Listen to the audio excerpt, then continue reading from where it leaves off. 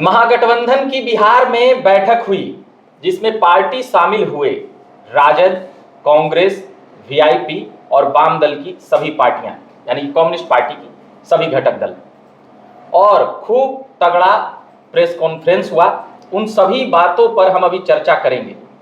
बाकी औपचारिकता के लिए पहले हम बता देते हैं कि मेरा नाम रविकांत हुआ और हमारे साथ हमारे दाहिनी ओर हैं वरिष्ठ पत्रकार नमन मिश्रा जी, जो लगातार आप देखते होंगे पंचनामा के जरिए पूरे पॉलिटिकल मूवमेंट को चीर फाड़ करते रहते हैं। एक और वरिष्ठ पत्रकार हैं बालकृष्ण जी, काफ़ी अच्छा एनालिसिस करते हैं और बड़ा अच्छा बातें रखते हैं। हम सोचे कि आज इन दोनों वरिष्ठ लोगों से जरा बात किया जाए। बाकी आप हमें सुनते ही रहते हैं, हम उन तमाम मुद्दों पर बिंदुवार तरीके से हम बातों को समझेंगे और जानेंगे। तो आज क्या कुछ हुआ, जो पटना में बैठक हो रहा था, दिल्ली में तो बैठक हो ही गया। कांग्रेस राजद का सभी लोग देखे, राहुल गांधी और तेजस्वी यादव के बीच में क्या क्या चीजें हुई, वो खबरें भी चली। मगर जो मेन बातें हैं वह चेहरे की लड़ाई है। मुख्यमंत्री का चेहरा इंडिया अलायंस की तरफ से कौन होंगे, यानी महागठबंधन की तरफ से। तो पहले हम नमन जी से सवाल ले लेते हैं, कैसे देखते हैं इस बैठक को, पहले हमें जरा यह बता दीजिए। देखिए, कहीं पीछे पिछड़ ना जाए इंडिया गठबंधन, और इंडिया तो मैं नहीं कहूँगा, मैं तो महागठबंधन कहूँगा, क्योंकि महागठबंधन के नेताओं ने ही, जो इंडिया गठबंधन बनी थी उसके नेताओं ने ही कह दिया कि इंडिया गठबंधन समाप्त हो चुकी है। और दिल्ली में कहाँ दिखा, हरियाणा में कहाँ दिखा, यहाँ तक कि महाराष्ट्र में भी एक अलग ही नाम से वो गठबंधन था। तो इसे इंडिया गठबंधन कहना कहीं ना कहीं आई वॉश होगा। वास्तविक तौर पर यह एक बिहार सेंट्रिक गठबंधन है, जिसे महागठबंधन 2015 में कहा गया और लूजली यही नाम बिहार में हम लेते भी हैं। तो पहली बात कि ये महागठबंधन की बैठक थी। महागठबंधन में जो दल हैं वो लगातार कोऑर्डिनेशन की डिमांड कर रहे थे। एनडीए की बैठकों से परेशानी हो रही थी। हमारे आपके जैसे पत्रकार पूछ रहे थे, कभी मुकेश सहनी से, कभी लेफ्ट के दलों से, कभी कांग्रेस से, कभी तेजस्वी यादव के प्रवक्ताओं से, कि आपकी बैठकें क्यों नहीं होती हैं, आपके बीच में कोऑर्डिनेशन क्यों नहीं हुआ है, सीटों को लेकर कब तक क्लैरिटी होगी। और जो आपसी खींचतान चल ही रही है कांग्रेस और राजद के बीच में, वो भी देख रहे हैं आप, वो तो कोई आज की बात है नहीं। तो इसकी वजह से इन्हें लगता था कि एनडीए की बैठकें हो रही हैं, सब कुछ सुनियोजित लग रहा है, समस्याएं हो एनडीए में भी, सीटों को लेकर वहां भी क्लैरिटी कुछ नहीं अब तक आई। मगर नीतीश कुमार के चेहरे पे खुलेआम बोलते हैं कि हाँ हमारे चेहरे नीतीश कुमार है, मगर यहाँ थोड़ा सा ये लगा कि इसलिए क्योंकि वहां पता है सबको कि जो डिमांड है ना वो कमोबेश मान ली जाएगी। सबको अपनी राजनीतिक हैसियत पता है एनडीए में, जिसे 6 मिलेगा उन्हें भी पता है, जिन्हें 25 मिलेगा उन्हें भी पता है। सबको पता है कि विनिंग कॉम्बिनेशन एनडीए के पास है, ज्यादा वोट शेयर उनके पास है। तो दुधार गाय का लतार भी खाया जाता है, यही मामला है बस। और एक लाइन बस, कि उन्हें ये ना लगे, मैंने इंडिया गठबंधन के वोटरों को, कि हमारा गठबंधन पीछे रह गया, इसीलिए बस ये दिल्ली और पटना में परेड की। अच्छा, परेड किया। ये बैठक नहीं थी, परेड थी। अभी हम जानेंगे बालकृष्ण जी से, बड़ी बात कह रहे हैं, यह बैठक नहीं थी, यह परेड कराई जा रही थी। एकदम सही, इसको एकदम किसी पूर्वाग्रह से ग्रसित क्या मानिएगा इसको, या क्या यही तथ्य है, सच है? सबसे पहले तो इस गठबंधन को साबित करना होगा कि हम गठबंधन है कि नहीं। कहे कि फेल करते रहा है गठबंधन। अब बिहार में कैसे कुछ तथ्य, बिहार में भी ये गठबंधन टिकेगा कि नहीं, ये भी अपने आप में सवाल है। कहे कि इसके पहले तो चुनाव हुआ, कहीं नहीं टिका, टूट गए, बिखर गए। नीतीश जी के टूटने के बाद जिस तरीके से लोग अलग थलग पड़े, कहीं चुनाव लोग साथ में नहीं लड़े, अलग थलग। केजरीवाल को क्यों छोड़ दिए लोग? केजरीवाल जब गद्दी से क्यों हट गए? अगर इतना ही मजबूत गठजोड़ था, पटना में आके बैठक किए, दिल्ली में किए और दूसरे प्रदेश में जाकर बैठक किए, तो क्या चूक हो गई? सबसे ज्यादा अगर किसी की नजर होती है किसी पॉलिटिकल पार्टी की, तो वो तख्त ताज जो है दिल्ली में है, और वहां अगर आपका सिंहासन डोल गया तो समझिए कि कितने मजबूत अब गठबंधन है। और ये तो एक अभी पहला शुरुआत है। अभी तो कहाँ तय हुआ है कि कौन कितने सीटों पर लड़ेगा। अच्छा, भागा भागी तो अब शुरू होगा ना। उस 70 पे अटकी हुई है कांग्रेस। कौन भागेगा? ये अपने आप दावेदारी से कुछ कर सकते? नहीं, कांग्रेस तो 70 पे अटकी हुई है। क्यों साइड किया जा रहा है इनको, कन्हैया को? काहे साइड करने? क्या दिक्कत है, क्या परेशानी है लोगों को? तो रिवाइव कर रहे थे ना। नहीं, कांग्रेस जो जमीन के गर्त में चली गई थी बिहार में, देश स्तर पे भी ठीक है, कुछ आया सीट, लोकसभा में काफी करीब थे, लेकिन बिहार में कन्हैया जैसे लोगों की आवश्यकता थी कांग्रेस को मजबूत होने के लिए। और तेजस्वी यादव भी मत समझें कि बहुत वो मजबूत है। अगर कांग्रेस मजबूत होगी तभी ये सरकार में बन सकते हैं और आ सकते हैं, लेकिन इन्हें तो परेशानी है कन्हैया से। आखिर अभी इसीलिए हम बोल रहे हैं कि अभी ठीक है, औपचारिक रूप से बैठक हुई है, शुरुआत हो गई है, क्योंकि करना था इन्हें बैठक। जिस तरीके से एनडीए के लोग जिले में घूम रहे हैं और लगातार अपने गठजोड़ का दिखा रहे, और पार्टियों को नहीं दिखा रहे, जनता को दिखा रहे। देखिए 5 प्रदेश अध्यक्ष के साथ में हम आ रहे हैं, कार्यक्रम कर रहे हैं, तो इसका काउंटर तो करना था ना, इसका काउंटर करना था। तो ये कुल मिलाकर इस सवाल की ये बातें निकल कर आई कि जिस प्रकार से जो बैठक हो रही है, वह परेड कराया जा रहा है, वह दिखाया जा रहा है एनडीए और भाजपा को। अब हम अगले सवाल पर पहुंचेंगे, फिर उसी से जुड़ा सवाल है, बैठक को लेकर हम बातें पूछ लिए। चेहरा बनाने के पीछे या नहीं बनाने के पीछे चर्चाओं में रहने का दौर है, या फिर सचमुच में कुछ अंदर खाने में कुछ मनमुटाव है, या दिली इच्छा कांग्रेस की भी है क्या? जैसे अभी कन्हैया की बात निकल कर आ गई, एक ही सवाल में 2 आंसर भी दे रहे थे बालकृष्ण जी। तो हम ये बातें अब जरा, चेहरे पर विवाद है राजद और कांग्रेस में, आप इसको नमन जी कैसे देखते हैं? बहुत आसान है इसका एक्सप्लेनेशन है। कांग्रेस अब अपना हक चाहती है या कांग्रेस अपना पूरा इसका आसान एक्सप्लेनेशन है। मुझसे पूछिए तो मैं तो आसान भाषा में बताइए ना, आप तो दिन भर यही। काशी का राजा कौन? महादेव। महादेव। मक्का का राजा कौन? अल्लाह, पैगंबर। तो विपक्ष जब महागठबंधन में आप आते हैं किसी दल के तौर पर, तो सीटें कितनी मिलेंगी, कौन से प्रत्याशियों को लड़ाना है, कौन स्टार प्रचारक होगा, ये सब कुछ तय करते हैं लालू यादव। राजद तय करती है। तेजस्वी के अलावा कोई चेहरा है दूर दूर तक महागठबंधन में जो लगता है आपको कि सीएम को लेकर नाम हो सकता है? नहीं। आप सिर्फ चर्चा के तौर पर बिल्कुल पप्पू यादव ने कह दिया राजेश राम। क्या आपको लगता है, क्या भैया मानते हैं ये बात? क्या हम पत्रकार यहाँ 12-13 साल से पत्रकारिता करके हम ये मान लेंगे? नहीं, संभव नहीं है। For the sake of sanity, for the sake of conversation ये कह दिया गया कि राजेश राम हमारे तरफ से सीएम कैंडिडेट है। राजेश राम स्वयं में अपने आप में सीएम कैंडिडेट नहीं महसूस कर रहे हो। बिल्कुल। उन्हें भी लग रहा हो कि झूठ मूठ के हमको पहले बेइज्जत कर दिए। नहीं, बलि और नहीं, ये उस तरह का हुआ कि बारात सज गई हो, सब कुछ हो गया हो, दरवाजा पर लग गया हो, पूछेगा दूल्हा कौन है, तो दूल्हा के बाप को यही तो है, शर्मिंदा ही ना होगा। आज के बैठक में तेजस्वी यादव के नाम का ऐलान हो गया या क्यों नहीं हुआ, ये बात का जानकारी ना कभी ऐलान होगा और ना कभी इस पर विवाद होगा। अगर कांग्रेस सहज स्वीकार है तेजस्वी यादव, अरे प्यार से मानोगे तो मानोगे, नहीं मानोगे तब भी मानना पड़ेगा। पप्पू यादव को चुनाव कांग्रेस को लड़ाना था, लालू यादव ने कहा नहीं लड़ने देंगे। क्या बिगाड़ लिया कांग्रेस ने? बिल्कुल। कांग्रेस की जगह कोई दूसरी पार्टी होती तो आज अपना गठबंधन अलग बनाकर लड़ रही होती चुनाव। थोड़ा अपमान का घूट पीकर भी प्रशांत किशोर से गठबंधन कर लेती, किसी और जगह रास्ता खोज लेती, लेकिन यहाँ वापस नहीं आती इस दरवाजे पर।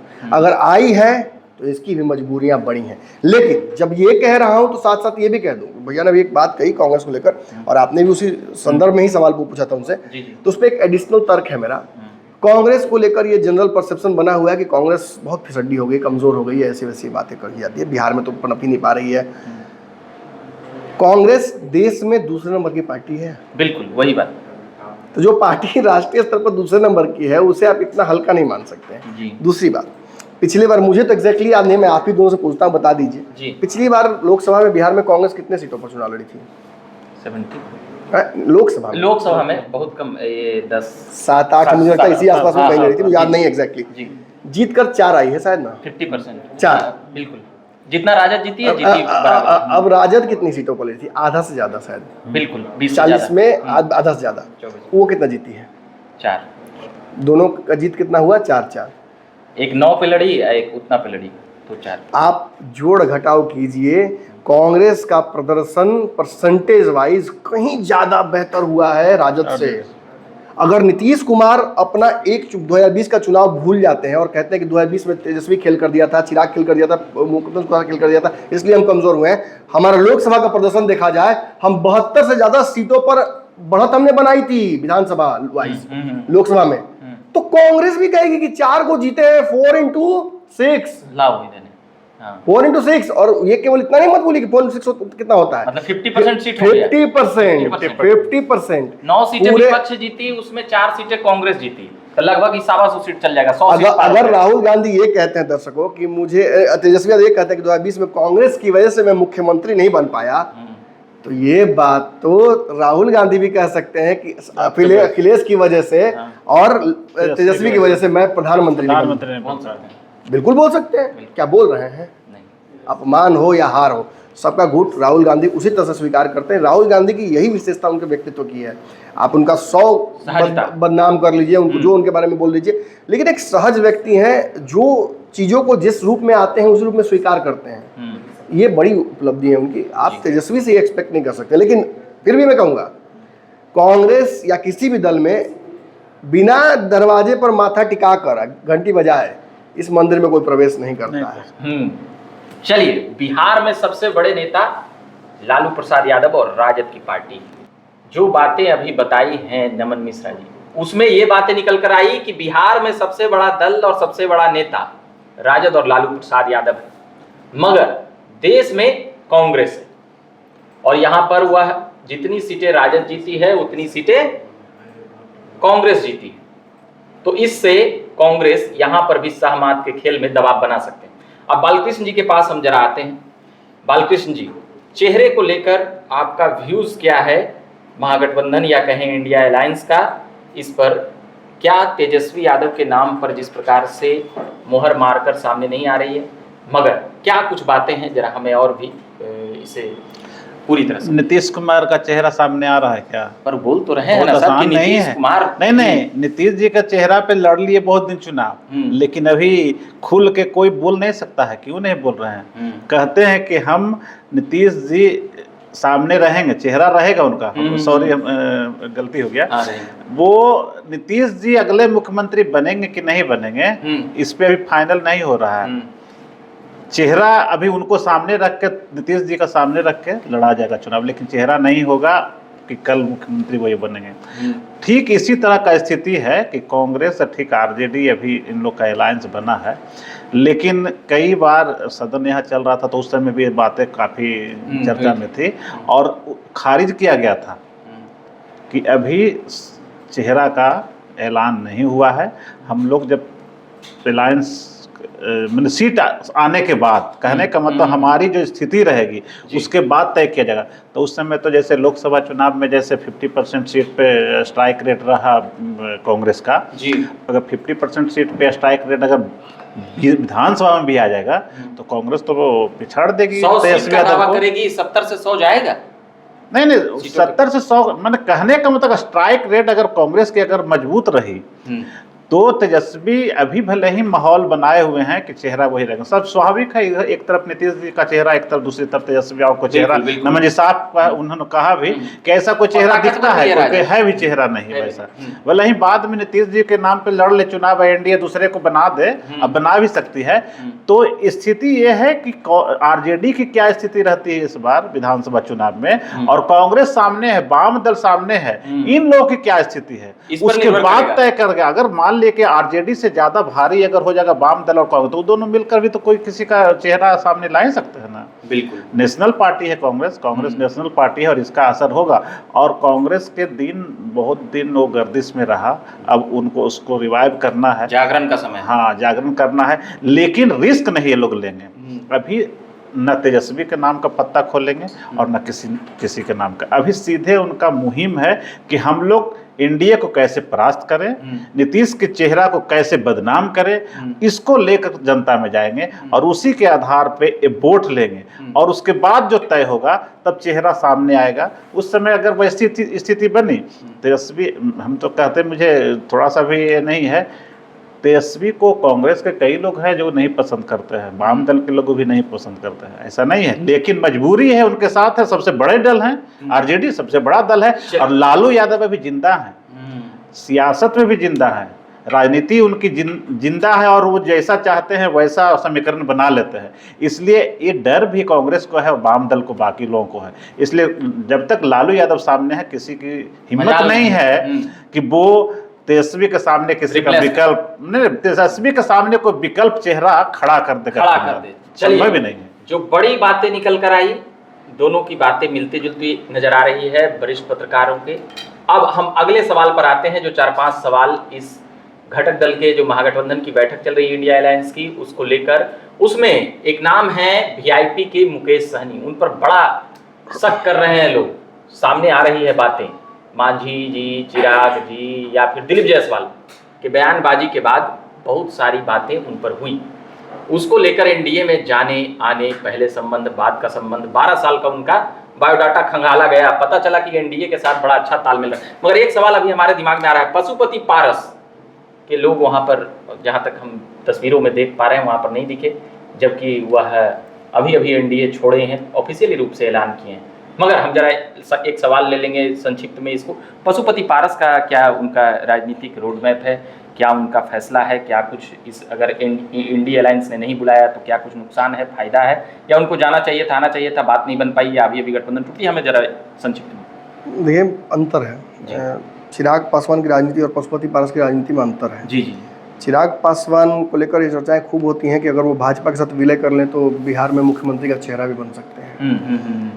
पशुपति पारस केवल अपनी राजनीति को बचाए रखने के लिए और अगली पीढ़ी को राजनीति में जीवित रखने के लिए अपनी पार्टी का विलय कर सकते हैं, इसकी प्रबल संभावना है। मैं राजद में करेंगे, भाजपा क्यों विलय कराएगी? आप जब कोई गाड़ी भी खरीदते हैं, कोई सामान खरीदते हैं, तो आप देखते हैं कि कितना इसको हम यूज़ कर पाएंगे, उपयोग कर पाएंगे। अगर यूज़फुल नहीं तो कोई क्यों खरीदेगा उस चीज़ को? बिल्कुल। रही बात विनेबिलिटी की, तो मुझे लगता है कि RLJP अगर अलौली से, चूंकि उनके पुत्र को चुनाव लड़ना है, बेसिक इस पूरे इधर से उधर जाने का और ये पूरा कार्यक्रम करने का पशुपति पारस का एक ही एजेंडा है। उनको ना प्रिंस पासवान से कोई मतलब है, उनको ना सूरजभान सिंह के भाई से या सूरजभान सिंह को मतलब है। ये स्पष्ट है कि अभी फिलहाल यश राज को चुनाव लड़ाकर जिता देना और राजनीतिक जो पारी है उसकी शुरुआत करा देना, वो भी जीत से। ये पशुपति पारस का एक बहुत बड़ा अभी उनका सपना है, या एक तरह से मोटिव है। और इसमें मुझे लगता है कि RLJP के सीट पर वो चुनाव लड़ेंगे तो उनके लिए संभावनाएं लगभग शून्य सी हो जाएंगी। समझिएगा मैं समझाने की कोशिश कर रहा हूँ। और अगर लालटेन के टिकट पर चुनाव लड़ते हैं यश राज, तो जीतने की प्रबल चांसेस है वहां से। वो विपरीत लहर में भी जीत जाएंगे अगर लालटेन उनके साथ खड़ा रहेगा। तो अगर आज के बैठक में आपने नहीं देखा पशुपति पारस को, तो शरीर वो नहीं थे, आत्मा उनकी मौजूद थी, ये समझिएगा जरा। अच्छा। मतलब राजद के माध्यम से वो इस गठबंधन का हिस्सा हैं, वो इस पूरे गठबंधन के दल के सदस्य के तौर पर अब तक नहीं आए हैं, और ना ही आगे भी। आप देखिएगा, मैं दावे से कह रहा हूँ, हो सकता है चीजें बदल जाए, मेरा दावा भी गलत हो सकता है, लेकिन जहां से मैं देख पा रहा हूँ, एक दल तो पशुपति पारस जी का है जी, जो इसमें प्रॉक्सी के तौर पर मौजूद है। बिल्कुल, वो सरसरी नहीं है, उनकी आत्मा में जैसे कह रहा हूँ मैं यहाँ मौजूद है। दूसरा, IP गुप्ता भी इस कार्यक्रम में मौजूद नहीं है। IP गुप्ता भी महागठबंधन का ही हिस्सा इस वक्त है। अब उसे जोड़िएगा तो पप्पू यादव, प्रशांत किशोर, बड़ा लंबा नाम। पप्पू यादव की पार्टी नहीं है, पप्पू यादव निर्दलीय है और वो कांग्रेस के हैं एक तरह से कहा जाए तो। मैंने वो भी बड़ा अलग तरीके का है, उनका शरीर किसी और के साथ है, आत्मा उनका भी कहीं और है। अगले क्वेश्चन पर आ जाते हैं नमन जी। ये पारस जी का क्वेश्चन था, आप इस पर क्या बोल रहे हैं? पहले खत्म तो कर लीजिए महाराज जी, उसमें एक लाइन बचा हुआ है। तो IP गुप्ता भी यहाँ सशरीर मौजूद नहीं है, उनकी भी आत्मा कांग्रेस के रूप में यहाँ मौजूद है। तो जैसे राजद के तौर पर मौजूदगी पारस की है, वैसे ही IP गुप्ता की मौजूदगी कांग्रेस के जो अध्यक्ष है, प्रभारी हैं, उनके माध्यम से। क्योंकि यही प्रभारी दिल्ली लेकर राहुल गांधी के पास गए थे और सब सहमति से ही उन्होंने पार्टी से छोड़ा कांग्रेस, और फिर पार्टी का निर्माण भी किया कांग्रेस की रजामंदी से ही। अब भले उनको ऑफर 10 जगह से एनडीए से भी आ रहा है, लेकिन ट्रेडिशनली उनका इंक्लिनेशन महागठबंधन तो कांग्रेस के साथ साठ काट है IP गुप्ता का। ये बातें कई बार मतलब आया है, और तस्वीरें भी राहुल गांधी और इस सब चीज़ों के साथ है, और IP गुप्ता का तो कवरेज किए हुए हैं नमन जी। मगर हम अब अगले सवाल पर आएंगे, VIP वाले सवाल पर जी। VIP मुकेश सहनी वाली, तो हम जरा बालकृष्ण जी से ले लेते हैं पहले, फिर हम नमन जी के पास आएंगे। क्या कहिएगा, मुकेश सहनी पर बड़ा शक किया जा रहा है, जवाब देते हुए लगातार 2 दिन से जवाब दे रहे हैं कि अगर सीटें कम भी मिली तो हम तेजस्वी को ही मुख्यमंत्री बनाएंगे। इतना नौबत आ गया, पूरा एकदम डिप्टी CM अपना ऐलान कर रहे हैं। कई बातें उन पर अविश्वसनीयता का ठप्पा अब लग चुका है, इसको कैसे देखते हैं? नहीं, उनका इतिहास ही रहा इस तरह से। पिछले बार प्रेस कॉन्फ्रेंस से उठ के चले गए थे ना, तो दोहराने में उनको थोड़ा सा दिक्कत थोड़े लगेगा। पहले से जो आदमी कर हैबिचुअल हो जाता है कोई हर किसी 2 साल भी में आदमी, पार्टी बदल रहे हैं। नहीं हर आदमी, हम व्यक्तिगत की बात कर रहे हैं, हर आदमी का एक जो हैबिट जो होता है ना वो बदलता है जल्दी, नेचर और सिग्नेचर नहीं बदलता है, वो हैबिचुअल हो जाता है। जैसे ही इनको कुछ लगेगा, और अंदर अंदर चर्चा जिस तरीके से चल रही है कि उधर से भी ये लगातार संपर्क मतलब में है, हाँ, तो इसलिए ये भले ही दावा कर रहे हैं कि हम 60 सीट पर लड़ेंगे, तो उनको ही पता है कि 60 सीट हमको मिलेगा नहीं, तो जितना बार्गेनिंग कर सकते हैं करेंगे।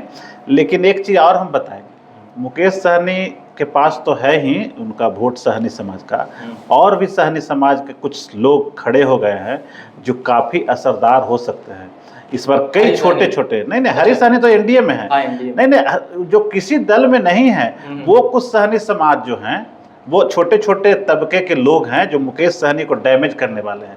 तो ये कहना कहीं से भी ये नहीं एग्जांपल में जरा बता सकते हैं? नहीं, जैसे देखिए गणेश कुमार बिंद कुछ दिन पहले गांधी मैदान में काफ़ी रैली किए थे। बिहार निषाद संघ जो है वो भी एक ग्रुप है और वो भी बहुत जल्द कार्यक्रम करेगा। जैसे आईपी गुप्ता अपने आप को प्रदर्शित किए ना, तो मुकेश सहनी के पास पूरा वोट सहनी समाज का एकजुट नहीं है। क्यों? कारण ये है कि जब मुकेश सहनी मंत्री बने थे तो उन्होंने कहा था कि सहनी, केवट और जो मल्लाह जी जातियाँ, जो उपजातियाँ हैं, सबको एकीकृत करने के लिए वो दावा किए थे और वो घूम घूम कर प्रचार प्रसार करते थे और उसी के आधार पर उनको वोट भी मिला था। लेकिन जब वो मंत्री बने तो उसमें वो फेल कर गए, तो फेल कर गए तब उसी समाज के लोग अलग अलग नेता पैदा हो रहे हैं, हो गए हैं, और वो लोग इनको झटका देंगे तो बिखर रहा उनका वोट, एक मामला होगा। लेकिन जहाँ तक बार्गेनिंग की बात है तो ये दोनों हाथ में अभी रख रहे हैं कमान। अगर इधर बात पट गई तो ठीक है, और उधर पट गई तो उधर भी जाएंगे। हाँ, इन पे कॉन्फिडेंट रूप से ये नहीं कर सकते। भले ये भी कह रहे हैं कि हम उप मुख्यमंत्री के कैंडिडेट हैं, तेजस्वी बनेंगे, तो बन भी सकते हैं, लेकिन आप रहिएगा तभी न बनिएगा, रहिएगा तभी न बनिएगा। ये बड़ा बात बोलते हुए नजर आए हैं। अब जरा हम नमन मिश्रा जी के पास आते हैं, बड़ा चीर फाड़ करते हैं, तो जरा हम समझ लेते हैं। मुकेश सहनी जी को लेकर बिहार सरकार में 1.5 साल मंत्री भी रहे और भी कई चीज़ें रहे, मगर उनका ट्रैक रिकॉर्ड 12 साल में ऐसा है जैसा नीतीश कुमार का है। इस चुनाव इधर से, वो अगले चुनाव उधर से, ये चीज़ें समझ में आई है। उसके आधार पर कई आरोप प्रत्यारोप उन पर लगती है और लग रही है। नमन जी, मुकेश सहनी जी को कैसे देखते हैं? मुकेश सहनी पर अभी कई बातें उठी है, लगी है, आ रही है, जा रही है। आप कैसे देखते हैं मुकेश सहनी को इस बैठक के जरिए, इस घटक दल में महागठबंधन के तौर पर? मुझे लगता है कि मुकेश सहनी 2018 में उन्होंने पार्टी बनाई थी जी, और तब से अब तक उनका ट्रैक रिकॉर्ड देखिएगा तो बहुत पॉजिटिव कहा जाएगा इसको, ग्रोथ। जी। किसी पार्टी की इतनी चर्चा होती नहीं है इतनी जल्दी, और कई चुनाव हुए तो ऊंच नीच भी उन्होंने देखी है। बिहार सरकार के मंत्री, फिर पार्टी छीन लेना, फिर, और इस बीच में आपने कहा अंदर बाहर अलग गठबंधनों में जाते आते रहे, उसका कारण रहा है 6 साल में 6 बार, मतलब कि ऐसा लगा कि उसका कारण रहा है। इनका मुख्य एजेंडा नोनिया, बेलदार, बिंद, मलाह, इन जातियों को जोड़कर एक करके आरक्षण सबका ले लेना, आरक्षण मांग लेना। कोई दल तैयार हो नहीं रहा है, सीटों को लेकर भी खींचतान प्रॉपर नहीं हो पाती है। पिछली बार तेजस्वी ने पीठ में छुरा घोंप दिया तो भाजपा ने तो मुंह पर ही तमाचा मार दिया उसके बाद। तो दोनों जगहों से जले हुए हैं। व्यक्ति कहता है दूध का जला छाछ फूक के पीता है, अगर छाछ से जल जाए तो पानियों फूक के पिएगा।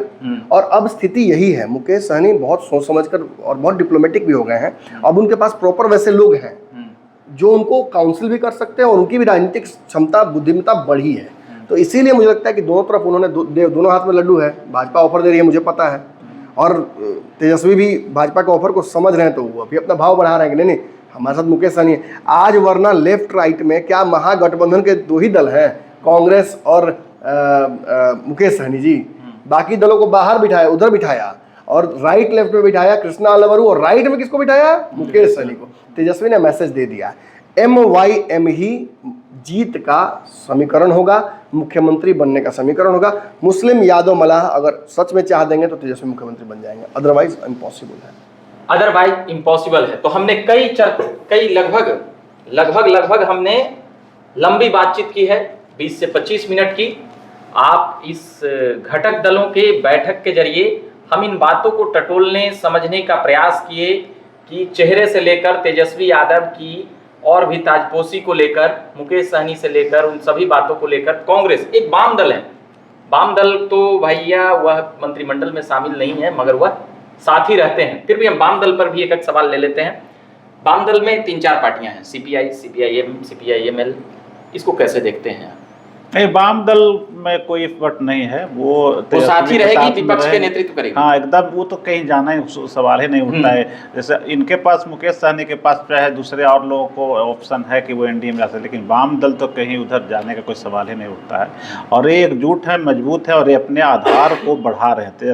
नीतीश तेजस्वी साथ में जड़े, इनका आधार बढ़ा। तेजस्वी के सभा में भीड़ लाने में भी बड़ा इनका रोल रहता है। इनका कैडर वोट है, इनका कैडर वोट है, इधर छिटकता नहीं है वोट, छिटकता नहीं है वोट। इनको जो है इनके पास मिलता है, हाँ वो चलता है, उसमें कुछ लोग तोड़ लेते हैं, कुछ योजनाएं हैं केंद्र सरकार के, कुछ बिहार सरकार की योजनाएं हैं, कुछ तोड़ते हैं, लेकिन जो उनका कैडर वोट है वो टूटता नहीं है। और ये लोग नेता बनने के बाद, विधायक बनने के बाद भी नहीं टूटते हैं, एकदम स्पष्ट रहते हैं। क्या कहिएगा वाम दल में जो 3-4 पार्टियां हैं या कम्युनिस्ट पार्टी, उसको कह लें? मुझे तो चर्चा बेकार है, बेमानी है। मतलब वो महागठबंधन में ही रहेंगे और चांसेस है कि उनकी 1-2 सीटें बढ़ जाए। हाँ, क्योंकि जिस प्रकार से उनका ट्रैक रिकॉर्ड रहा है, जीत कर भी बढ़ जाए और गठबंधन में भी बढ़ जाए, दोनों मैं बोल रहा हूँ। अच्छा, अब ठीक है, खत्म हो रहा है, उसको बंद करना पड़ेगा। देखते नहीं होता, देर हो जाता है। मुकेश क्या कैमरामैन हो यार, बंद हो गया क्या? ब्लिंक कर रहा है, बंद होगा। खत्म तो इन कर दे क्या? कर दो तो ठीक है रहता। रुक जाओ। तो हमने सभी बिंदुवार तरीके से बात कर लिया है। बाकी आप बने रहिए, हम लगातार बिहार की राजनीतिक सरगर्मियों की चर्चा लगातार लाते रहते हैं। दोनों मेहमानों को हम बहुत बहुत धन्यवाद कहेंगे। बालकृष्ण जी हमारी बाईं ओर हैं, वरिष्ठ पत्रकार हैं, आपने इनकी बातें सुनी और भी आगे भी सुनिएगा।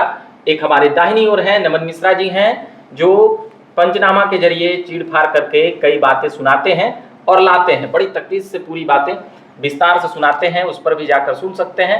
बाकी मेरा नाम रविकांत हुआ और हम झकास भारत के माध्यम से खबरें लाते हैं, सुनाते हैं। देखते रहिएगा, बने रहिएगा, लगातार हम उस पर खबरें लाकर सुनाते हैं, बिहार की राजनीति हो या और भी अभ्यर्थियों के मुद्दे हो। बाकी धन्यवाद। अगर आपको ये खबर अच्छी लगी तो चैनल को सब्सक्राइब करना नहीं भूलें और बेल आइकन जरूर दबाएं।